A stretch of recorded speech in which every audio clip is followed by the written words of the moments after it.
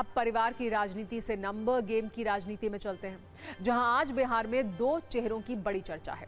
इसमें पहला number AIMIM के अध्यक्ष असदुद्दीन ओवैसी है, जिनका बिहार में अपना स्कोर 5 रहा है, लेकिन 8 सीटों पर इन्होंने महागठबंधन को सीधा नुकसान पहुंचाया। दूसरे चेहरे के रूप में प्रशांत किशोर का चेहरा है, जिनका अपना स्कोर 0 है, लेकिन उन्होंने एनडीए को 7 सीटों पर नुकसान पहुंचाया, जिसके कारण एनडीए 209 के बदले 202 पर ही रुक गई। सत्ता की इस कुंजी में इन दोनों की बात करेंगे। पहले असदुद्दीन ओवैसी की बात करते हैं, जिन्होंने चुनाव से पहले आरजेडी से सिर्फ 6 सीटें मांगी थी, लेकिन महागठबंधन ने उन्हें ये सीटें नहीं दी। इसके बाद स्थिति ये हुई कि ओवैसी की पार्टी ने 28 सीटों पर उम्मीदवार उतारे, 5 सीटों पर जीत दर्ज की और 8 सीटों पर ओवैसी की पार्टी को इतने वोट मिले जिससे कम अंतर से महागठबंधन के उम्मीदवार हारे।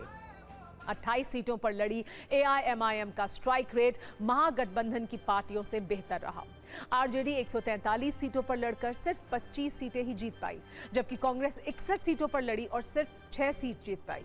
एआईएमआईएम ने न सिर्फ 5 सीटों पर जीत दर्ज की, बल्कि 2 सीटों पर दूसरे और 14 सीटों पर तीसरे नंबर पर रही।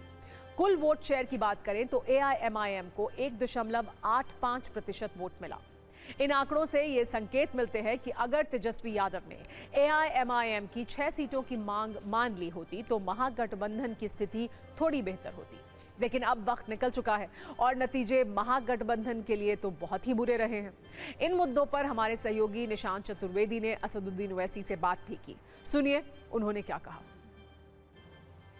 ओवैसी साहब, आपके लिए तो अच्छा ही हुआ कि आप महागठबंधन के साथ नहीं गए, जिस तरीके से नतीजे आए उससे देखकर। वो जो कोशिश की गई थी वो इसलिए की गई थी कि बिहार के जो मुस्लिम इंटेलेक्चुअल्स थे, प्रोफेशनल्स थे, उलेमा थे, लॉयर्स थे, उन सब ने अख्तर उल ईमान साहब से कहा कि भाई ओवैसी गठबंधन का हिस्सा बनना नहीं चाहता। तो हमने कहा कि अख्तर साहब आप उन्हीं से लिखा लीजिए ख़त और जो लिखते हैं उस पर दस्तखत करके भिजा दीजिए। हमने तो लिख दिया था ख़त, कहा था कि 6 सीट दे दीजिए, अगर आपको सत्ता आती है तो मंत्री मत दीजिए, सीमांचल डेवलपमेंट काउंसिल बनाइए, सीमांचल से इंसाफ करिए और कम्युनलिज्म और फाशिज्म को रोकिए। अब वो खुद मुख्तार हैं, हम खुद मुख्तार हैं, तो हमने फैसला अपना लिया।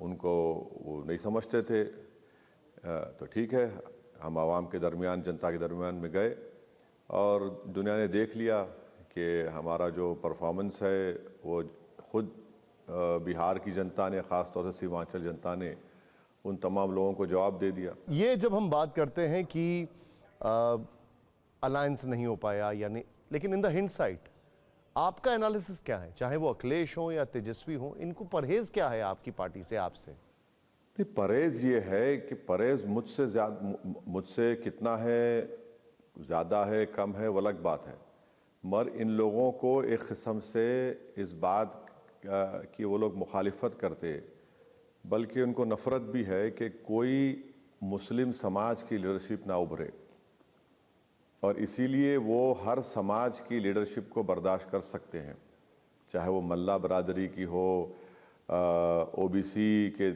कुशवाहा, कुर्मी, जितने ओबीसी के कास्ट हैं या ईबीसी के कास्ट हैं या फॉरवर्ड कास्ट हैं, इन सब की लीडरशिप को बड़ी मान सम्मान की बात करते हैं।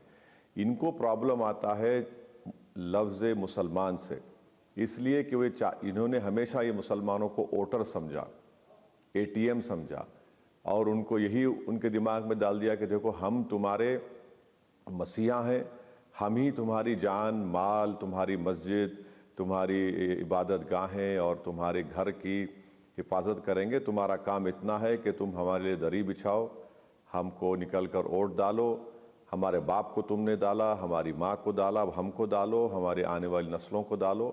तुम्हारे घर में अंधेरा रहेगा, तुम्हारे बच्चों का मुस्तकबिल फ्यूचर बर्बाद हो जाए, तुम्हारे बच्चों की लाशों पर और उनके बच्चों के ख्वाबों पर हम अपना सत्ता का महल तामीर करेंगे।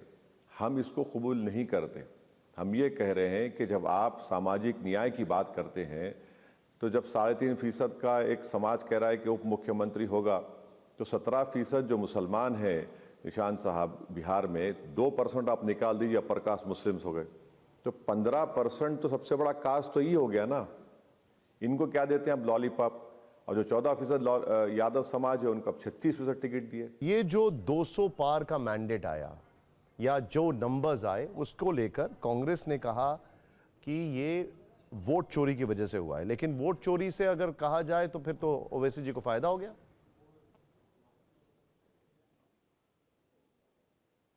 नहीं, मैं नहीं मानता इस बात को। मैं मानता हूं कि बिहार की जनता का एक फैसला है, बावजूद इसके कि हम नहीं चाहते थे कि दोबारा नीतीश कुमार और बीजेपी की सरकार बने।